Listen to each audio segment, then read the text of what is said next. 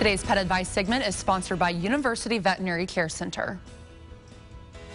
And this week we're talking about rabbit hemorrhagic disease. Dr. Amy Guernsey with University Veterinary Care Center is joining us now. Thanks for being here. Thanks for having me. So explain what this disease is and what the signs are. So rabbit hemorrhagic disease is a viral disease but caused by RDHV2. It's mostly found in wild rabbits, but domestic pets are also at risk. Symptoms include just not wanting to eat, having a fever. Sometimes there'll be an observation of a bloody nose, but the most commonly reported sign is just sudden death, which is really sad. Okay, and then is this a concern here in Kansas? So it is considered a foreign animal disease. It's more common in Europe. Mexico sees it a lot, but in the last year we started to see it within the United States.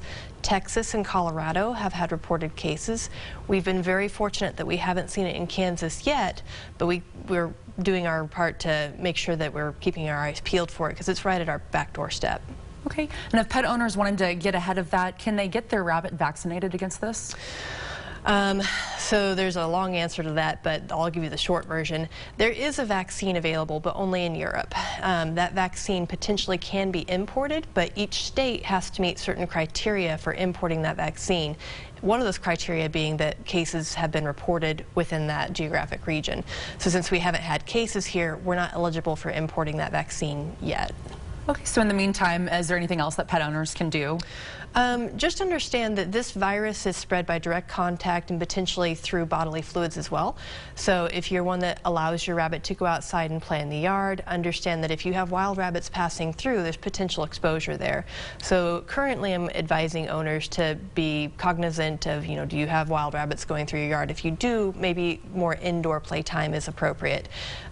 For pet owners that do 4-H bunnies, that sort of thing, disinfecting between animals is really important to make sure we're not spreading the disease.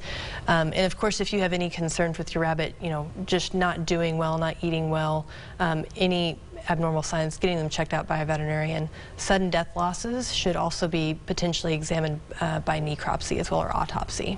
All right, well, Dr. Amy Guernsey, thanks for joining us this morning. Thanks for having me. That's all the time we have. And if you'd like more information about University Veterinary Care Center, just head over to universityvetcare.com.